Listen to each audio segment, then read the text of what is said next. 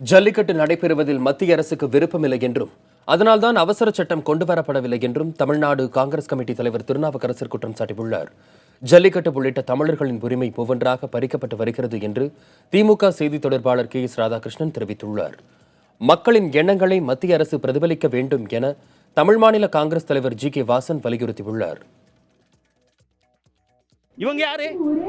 இதுக்கு மேலே பீட்டா இருந்ததா? காவேரி பிரச்சனைக்கு நியாயம் கிடைக்கல, முல்லை பெரியாருக்கு நியாயம் கிடைக்கல, மீனவர் அடிச்சு கொள்றான், கச்சத்தீவை கொடுத்துட்டோம், நம்ம கடலூர் துறைமுகம் இல்லை, ஊட்டி பிலிம் தொழிற்சாலை மூடிட்டான், சேலம் இரும்பு தொழிற்சாலை மூடிட்டான், எல்லா தமிழ்நாட்டு உரிமையிலும் மூடிட்டு இருக்காங்க. பாராளுமன்றத்தில் கொண்டு வரவில்லை, அதற்கு பிறகு தனி ஆர்டினன்ஸ் கொண்டு வந்திருக்கலாம், அவசர சட்டம் மூலமாக கொண்டு வந்திருக்கலாம். எதையுமே செய்ய விருப்பமில்லாத காரணத்தினாலே பிஜேபி அரசு இதில் ஆர்வம் காட்டவில்லை. தமிழ்நாட்டில் இருக்கிற இளைஞர்கள் எல்லாம் மிகுந்த கோபத்திலையும் ஆத்திரத்திலையும் இருக்கிறார்கள். அதனாலே ஜல்லிக்கட்டு நாங்கள் விதிகளை மீறி நடத்துவோம் என்று சொல்லக்கூடிய அளவிற்கு இளைஞர்கள் கொதிப்படைந்திருக்கிறார்கள்.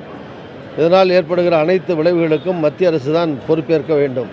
மக்களுடைய எண்ணங்களை பிரதிபலிக்க வேண்டும்.